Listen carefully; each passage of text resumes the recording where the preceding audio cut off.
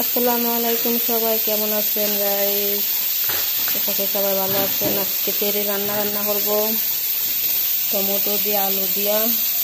এখানে মশলাগুলো দিয়েছি, এখানে পেঁয়াজ আদা পেঁয়াজ রসুন, এখানে পাতিলের মধ্যে তেল দিচ্ছি,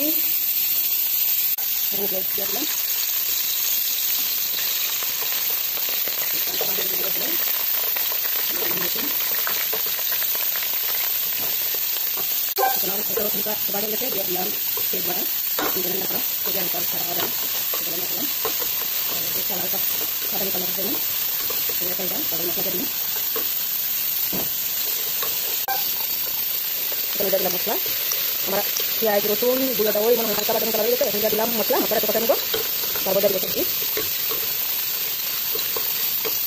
তো দেখেন আমার মশলা কথা নিয়ে গেছে, 3 মিনিটের মতো মশলা কথা নিচ্ছি। এখন দিয়ে দিলাম সবজিগুলো, টমেটো আলু দিয়ে দিলাম। ও কথা নিলাম, এখানে আমার ধনিয়া পাতা দিয়ে নিলাম তরকারির জন্য। ধনিয়া পাতা খুব লম্বা লম্বা, তোমার কাঁচা হচ্ছে খুব প্রিয় জিনিস, শুকনো মরিচ থেকে অনেক ভালো লাগে।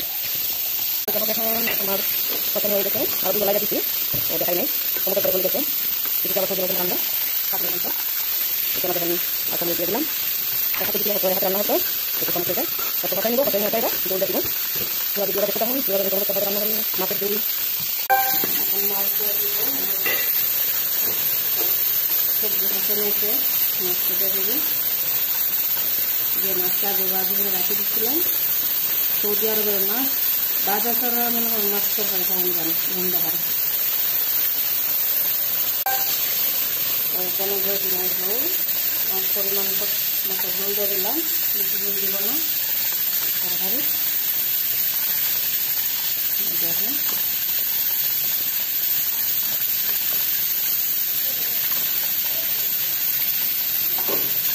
বাইটা দিব। এই যে দেখেন তেজপাতা, বাংলাদেশে এগুলা কে খায়, ছাগলে খায়, আর এখানে সৌদি আরবে মানুষে খায়। এখন সৌদি আরব দেখা দেখে আমরা নিজেও খাওয়া শিখ ফেলাইছি। আর এগুলো দেখেন জেলজির পাতা, এই যে এগুলো জেলজির পাতা দেখেন, এগুলো তারা ছাগলের মতন খায়। এখন আমরাও শিখছি খাওয়া, খাই।